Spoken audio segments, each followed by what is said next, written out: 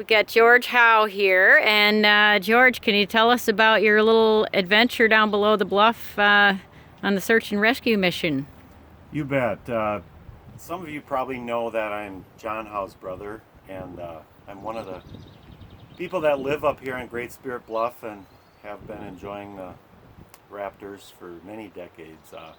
Yesterday, of course, there was the banding scheduled, and unfortunately, in the morning, one of the two remaining chicks fell off the box, probably really stressed out trying to avoid all the flies and gnats.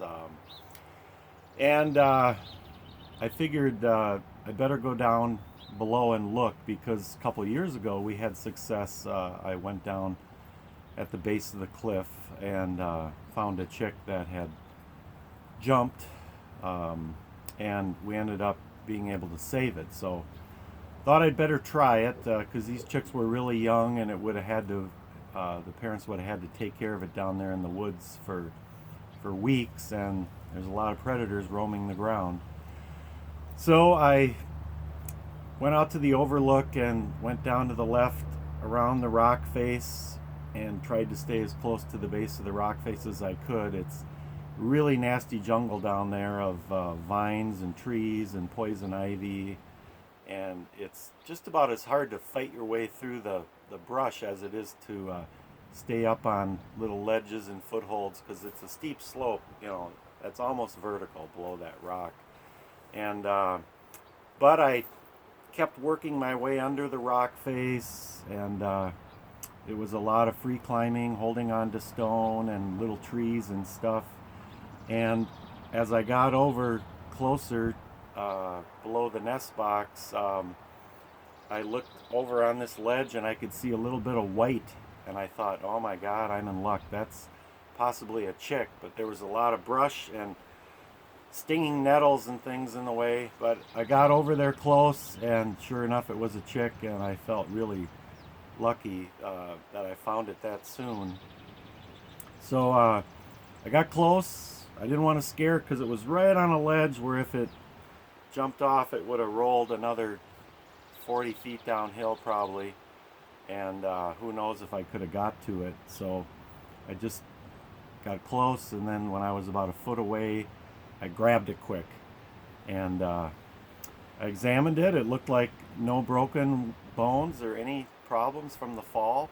I had taken a pillowcase, that's the Teletubby pillowcase that you saw in the photos posted, and put the little guy in there, and then I had to find my way back across the rock face, and so I had to carry it, put the pillowcase in my mouth and bit on it as I was freestyle climbing through the brush and rocks, and it was difficult but relatively uneventful till I came to this crevice in the rock face, and all of a sudden right in front of me this huge black bird just burst out, and I thought it was a wild turkey at first, but then I noticed, I looked where it came from, and there were two eggs in there, large speckled eggs. It was a turkey vulture nesting on the rock face there. Just about scared me off my little foothold, but I got the falcon back up as fast as I could, and they were just starting the banding. So we cleaned him off, got a little insecticidal dust on him, and they had a nice rest, and everything went well. So that's the story of the falcon chick rescue, number 2 in the history of Great Spirit Bluff here, and hopefully we won't have any more jumpers in the future. Yeah, hey, George, can you tell us about the little turmoil we saw out here, the interaction with the falcons and that hawk?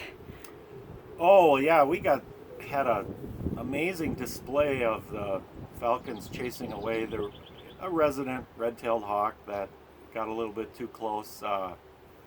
Boy, they come out, and it's just amazing. It just defies the laws of physics how fast they can climb and stoop, again and again. And that's almost an everyday occurrence living here. We see the falcons chasing away eagles and vultures and hawks, and when the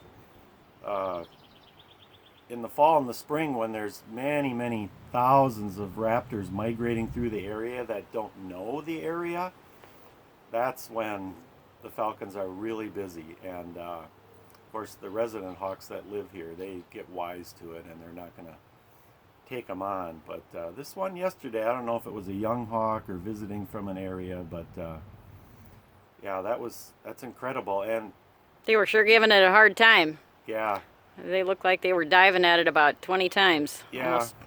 it's easy to see though. They just get close to it and try to scare it away.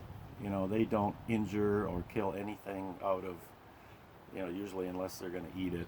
Like most wild animals, they have that wisdom and restraint.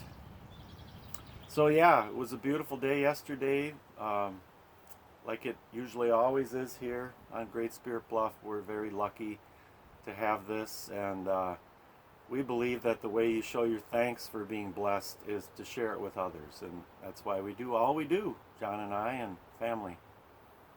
Thanks, George. You're welcome.